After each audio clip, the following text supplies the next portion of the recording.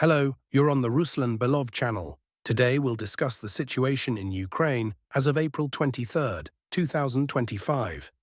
A huge number of events have taken place today, so let's get started.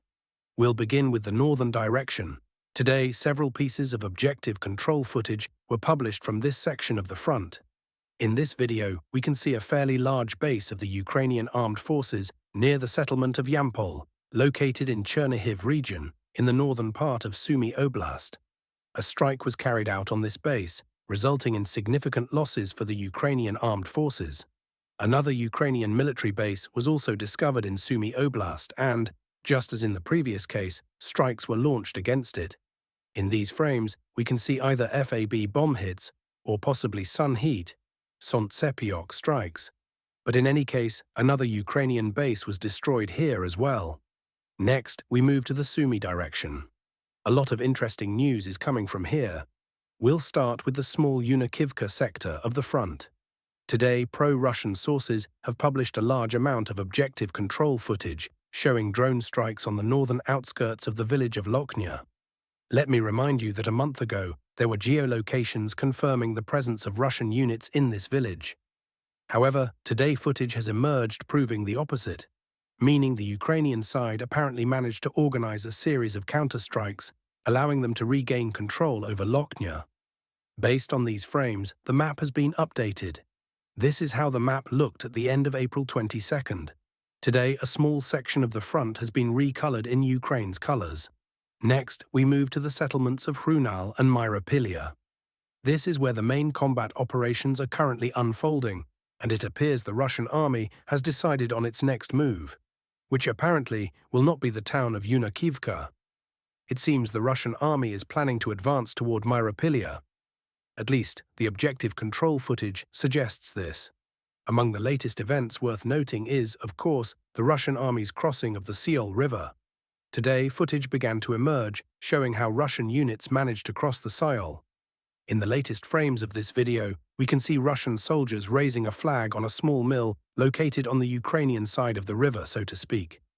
Troops are gradually concentrating here, and the Russian army is preparing for an assault on Myropilia, which is currently situated in low ground. Let me remind you that a few days ago, the Russian army cleared the area around the Hrunal monastery, the St. Nicholas White Mountain Monastery, which sits on a strategic height. Now, the village of Myropilia is completely exposed to the Russian army. Here, we can observe several pieces of objective control footage published today from the Myropilia area, showing how the northern part of the settlement is being struck by Russian artillery, FABs and cluster munitions. The footage is not taken from the monastery itself, but it's clear how the village lies in low ground.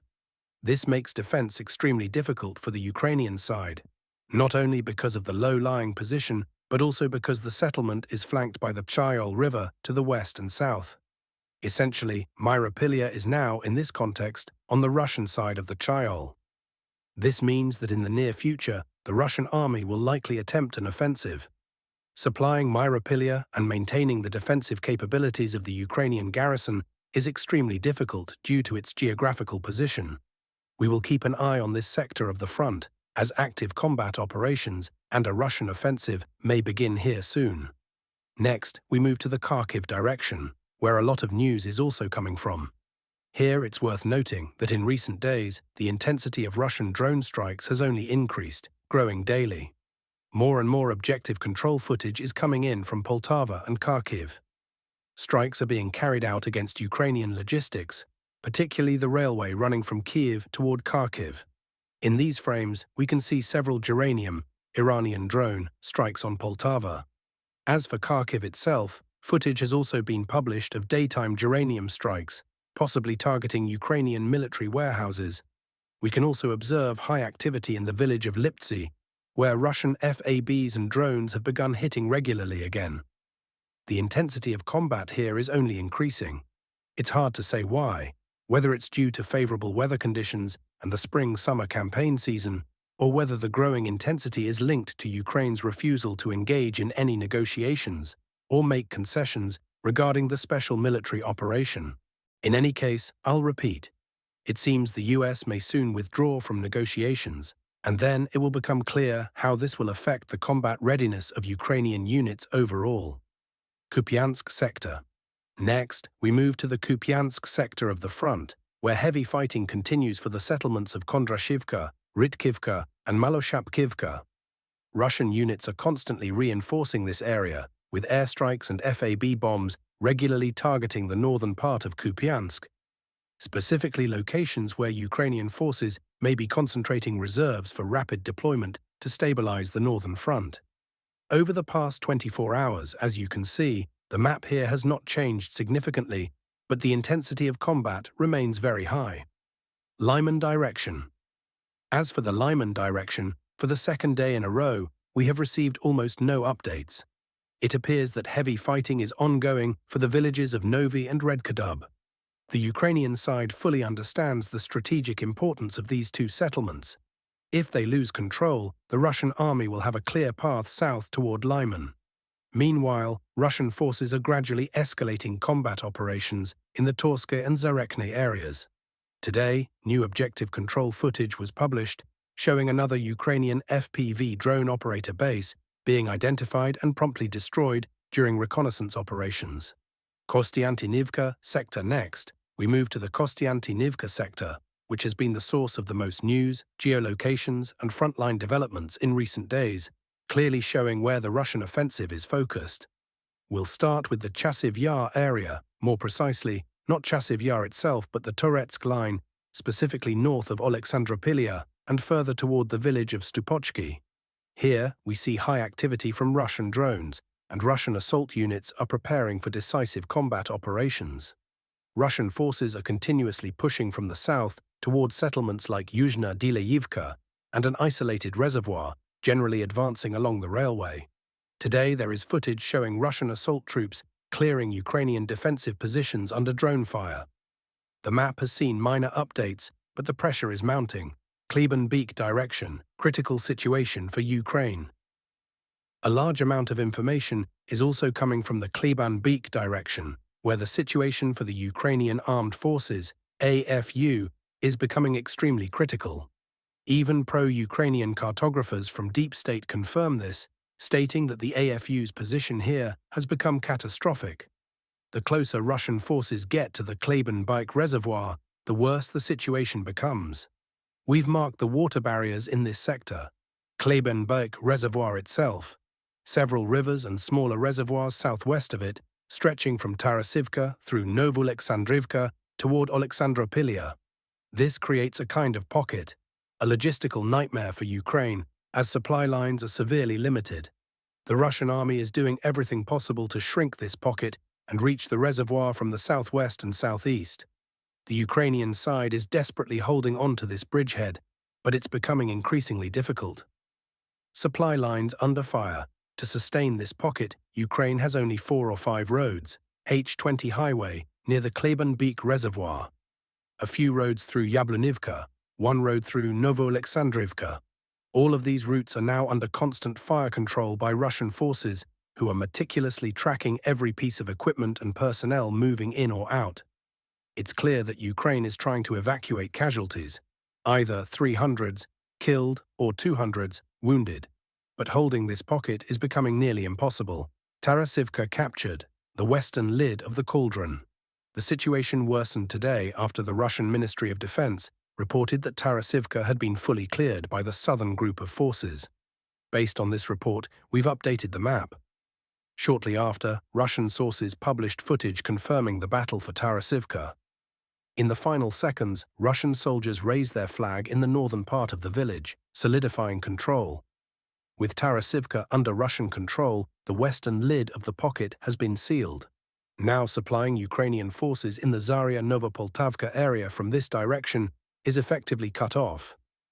Russian advances from Novgorodsk.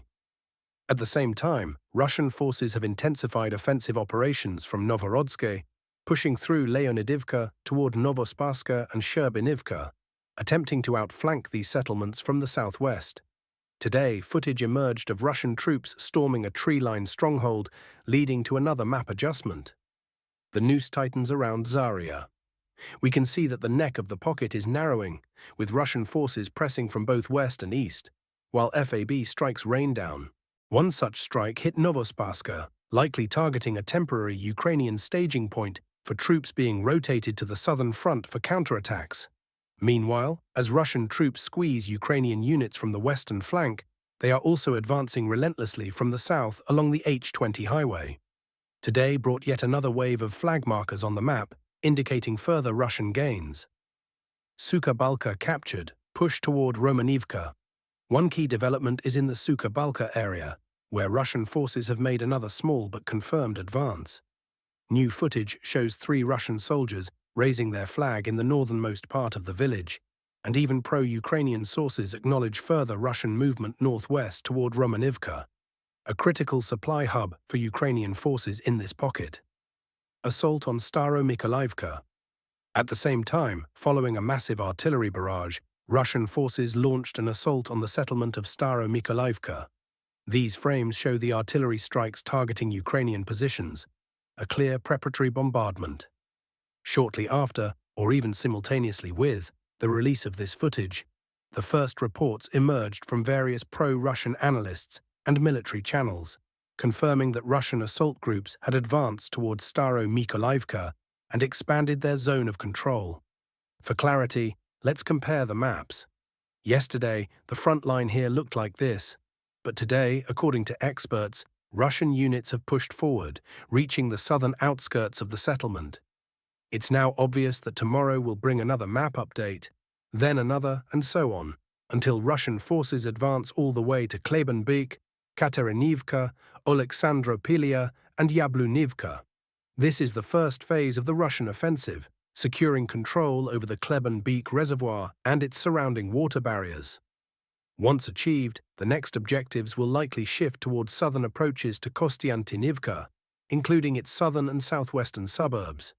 Essentially, we're witnessing Russia's deliberate strategy to semi-encircle Konstantinovka, a key element of the larger 2025 campaign we've discussed in previous videos. Pokrovsk, Novopavlivka. Direction: stalemate. On the Pokrovsk and Novopavlivka axes, there have been no significant changes. The situation remains stable near Pokrovsk, while heavy fighting continues for the southeastern part of Bodanivka. For the 5th or 6th day in a row, Russian troops have attempted to gain a foothold in this sector, but so far success has been elusive. Some Russian units briefly penetrate the southeastern outskirts, only to be pushed back. The area has been utterly devastated, yet Ukrainian forces continue to mount fierce resistance. Footage even shows Ukrainian troops trying to evacuate damaged equipment under relentless Russian drone surveillance. Hundreds of UAVs swarm the skies, denying any chance of regrouping. A minor map adjustment has been made near Rozliv, where Ukrainian sources released footage confirming gradual advances toward Bodanivka. The clips show strikes on Russian positions and abandoned vehicles. Zaporoizhzhia sector, no updates on the Zaporoizhzhia front. There have been no notable developments over the past 24 hours. Hard fighting continues, but the front line remains static. Closing. That's all for today, friends. Thank you for watching. Subscribe to the channel, leave your likes, and take care.